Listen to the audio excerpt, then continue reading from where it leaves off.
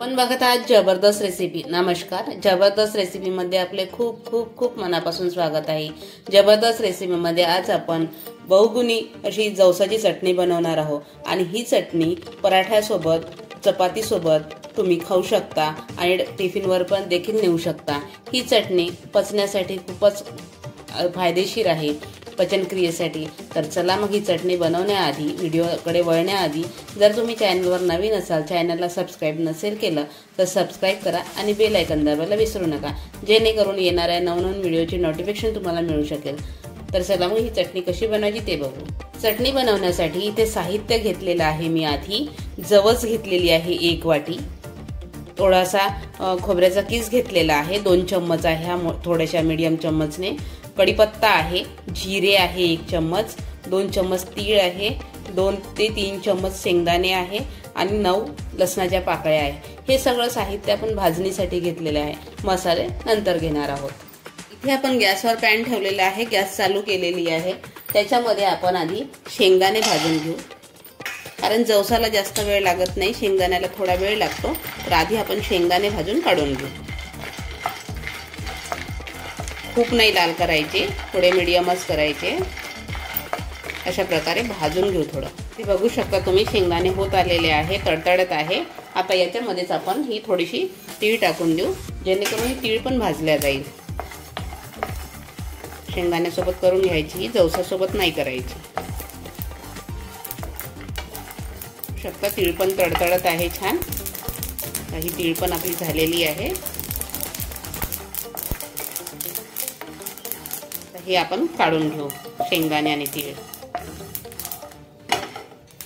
तर मी शेंगदाणे आणि तीळ प्लेटमध्ये काढून घेतलेली आहे। आता याच्यामध्ये आपण जवस टाकून देऊ, जवस पण छान भाजून घेऊ। जवस आधी साफ करून घ्यायचा, खडे वगैरे बघून घ्यायचे। अशा प्रकारे मंद गॅसवरच भाजायचं याला पण। जवस टाकल्यानंतर याला सतत फिरवत राहायचं, बिलकुल सोडायचं नाही। बघा ही तडतड करायला लागलेलं आहे आता, तिळीसारखं हे पण चटचट उडतं।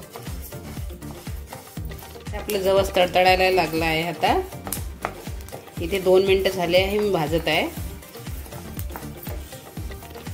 आणखी थोडा वेळ भाजू, म्हणजे पूर्ण छान तडतडेल। हे बघा छान तडतडायला लागलेलं आहे। इथे याच्यामध्ये आपण जो नारळाचा किस घेतला होता तो टाकून देऊ, म्हणजे हाही याच्यात भाजल्या जाईल।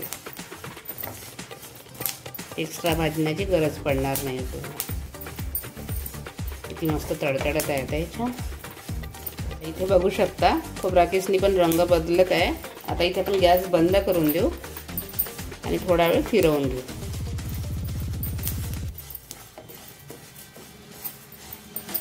काढून पॅन गरम आहे, त्याच्यामुळे छान भाजून होईल आपलं। आता खोबरा किस आणि आपले जवस छान भाजून झालेलं आहे। आता याला आपण एका प्लेटमध्ये काढून घेऊ। आता मी जवस आणि खोबरा किस काढून घेतलेला आहे। आता या पॅन मध्ये आपण कढीपत्ता टाकू। कढीपत्त्याला छान ड्राय रोस्ट करून घेऊ। इथे लसूण पण टाकून देऊ आपण आणि जिरं पण टाकून देऊ थोडंसं। हे सगळे वस्तू आता आपण याच्यामध्ये भाजून घेऊ। कढीपत्त्याला छान हे करायचं, कडक करायचं। बघू शकता आता इथे आपला कढीपत्ता मस्त असा क्रंची झालेला आहे। लसूण पण थोडंसं भाजलेलं आहे छान आणि जिरं पण भाजलेलं आहे। हे बघा कढीपत्ता अशा प्रकारे झाला पाहिजे आपला, बारीक असा होऊ द्यायचा। आता आपण गॅस बंद करून देऊ आणि थोडा वेळेला याच्यातच राहू देऊ, जेणेकरून याचं आग जे आहे आचेमुळे आणखी क्रंची होईल कढीपत्ता। इथे आपलं सगळं साहित्य थंड झालेलं आहे। याला आता आपण मिक्सरच्या भांड्यात टाकून देऊ।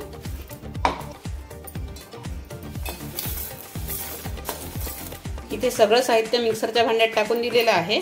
त्याच्यामध्ये आपण आता याच्यामध्ये 1 ते 1.5 चम्मच मीठ टाकू, 1 चम्मच लाल तिखट टाकू, 1 चम्मच हळद टाकू, 1 चम्मच आमचूर पावडर टाकू। सगळं साहित्य छान वाटून घेऊ आपण। अशा प्रकारे ही चटणी आपण वाटून घेतलेली आहे छान। तुमच्याकडे जर खलबत्ता असेल तर त्याच्यावर पण ठेचू शकता तुम्ही, उखळ असेल तर। आता मी इथे नाही आहे माझ्याकडे, मी मिक्सरमध्ये केलेली आहे। मस्त ही चटणी झालेली आहे। अशा प्रकारे आपली ही जवसाची चटणी तयार झाली आहे। खूपच मस्त झाली आहे, एकदम अप्रतिम, चवीला तर भन्नाट। तर चला मग अशाच व्हिडिओ बघण्यासाठी चॅनलला सबस्क्राईब नसेल केलं तर सबस्क्राईब करा आणि बेल आयकॉन दाबायला विसरू नका। तर चला मग भेटू पुढच्या व्हिडिओमध्ये नवीन रेसिपी घेऊन। तोपर्यंत नमस्कार। आमची रेसिपी आवडली असेल तर आमच्या जबरदस्त रेसिपी या चॅनलला लाईक करा, जास्तीत जास्त शेअर करा, सबस्क्राईब करा, बेल आयकॉन दाबा, जेणेकरून येणाऱ्या नवनवीन व्हिडिओचे नोटिफिकेशन तुम्हाला मिळू शकेल। आम्हाला दिलेल्या प्रतिसादाबद्दल धन्यवाद। तसेच आमचे नवनवीन व्हिडिओ बघत राहा। नमस्कार।